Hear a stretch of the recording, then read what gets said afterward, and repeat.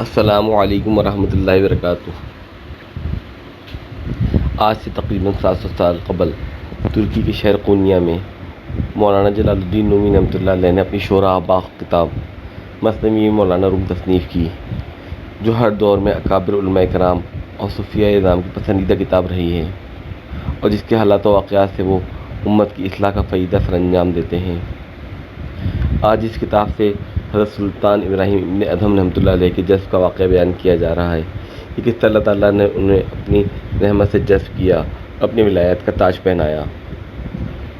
ایک دفعہ کا ذکر ہے کہ بلخ کے بادشاہ ابراہیم بن ادھم رحمۃ اللہ علیہ رات کو محل کے بالا خانے پر سو رہے تھے کہ اچانک پاؤں کی آہٹ محسوس ہوئی۔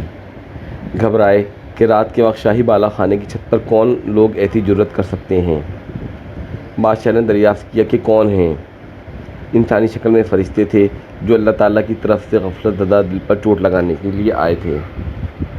فرشتوں نے جواب دیا کہ ہم یہاں اپنا اونٹ تلاش کر رہے ہیں۔ بادشاہ نے کہا کہ حیرت ہے کہ شاہی بالا خانے پر اونٹ تلاش کیا جا رہا ہے۔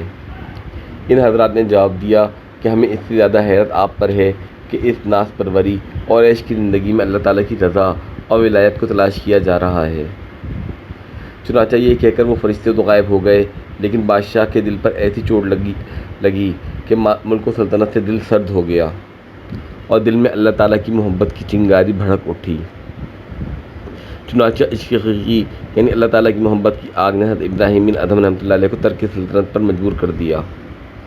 آخر کار اللہ تعالیٰ کی محبت میں بے چین ہو کر آدھی رات کو بادشاہ اٹھا، کمبل اوڑھا اور یاد الہی کے لیے اپنی سلطنت سے نکل پڑا۔ سلطنت بلخ چھوڑ کر حضرت ابراہیم بن ادھم رحمۃ اللہ علیہ نیشا پور کے صحرا میں اللہ تعالیٰ کی یاد میں مشغول ہو گئے۔ 10 برس تک صحرائے نیشا پور میں دیوانہ وار عبادت میں مصروف رہے اور دل میں اللہ تعالیٰ کی محبت اور عشق کی دولت بڑھاتے رہے، کیونکہ تمام خواہشات نفسانیہ اور ظاہری آرائشوں سے دل کو اللہ تعالیٰ نے پاک کر دیا تھا۔ کہاں تاج و تخت شاہی اور کہاں اب دریا کے کنارے بیٹھے ہوئے گدڑی سی رہے ہیں۔ ایک دن سلطنت بلخ کا ایک وزیر اس طرف سے گزرا۔ بادشاہ کو اس فقیرانہ حالت میں دیکھ کر اس وزیر نے، جو طرح طرح کے روحانی امراض میں مبتلا تھا، انہیں حقارت کی نظر سے دیکھا اور دل میں سوچنے لگا کہ یہ کیا حماقت ہے کہ بادشاہت چھوڑ کر فقیر بن کر بیٹھ گئے ہیں۔ حضرت سلطان ابراہیم ابن ادھم رحمۃ اللہ علیہ کو بذریعہ کشف علم ہوا کہ یہ شخص میری اللہ تعالیٰ کی محبت میں اختیار کی جانے والی فقیری پر حیران ہے۔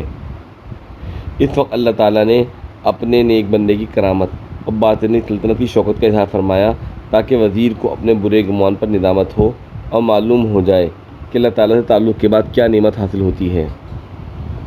چنانچہ حضرت ابراہیم ابن ادھم رحمۃ اللہ علیہ نے فوراً اپنی سوئی دریا میں پھینک دی اور بآواز بلند دعا فرمائی کہ اے اللہ میری سوئی عطا فرما دیجیے۔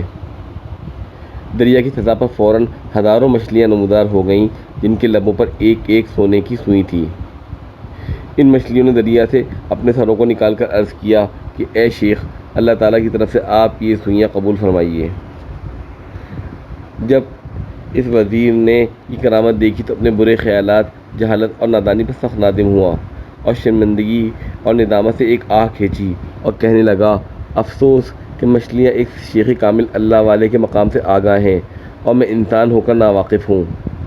میں بدبخت اور اس دولت سے محروم ہوں، جبکہ مچھلیاں اس معرفت سے سعادت مند و نیک بخت ہیں۔ یہ سنتے ہی وزیر پر گریہ طاری ہوا، دیر تک افسوس اور ندامت سے روتا رہا۔ اس گریہ ندامت اور شیخ کامل حضرت ابراہیم ابن ادھم رحمۃ اللہ علیہ کی تھوڑی سی دیر کی صحبت کی برکت سے اس وزیر کی کایا پلٹ گئی اور اللہ تعالیٰ کی محبت اس کے دل میں ہی پیدا ہو گئی۔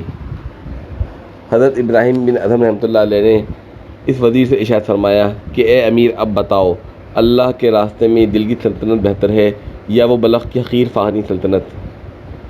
شاہ بلخ کی صحبت سے جب اس وزیر کو باطنی سلطنت حاصل ہو گئی تو اسی لمحے وزارت سے استعفیٰ دے دیا اور بادشاہ کے ساتھ صحرا نشینی اختیار کر لی۔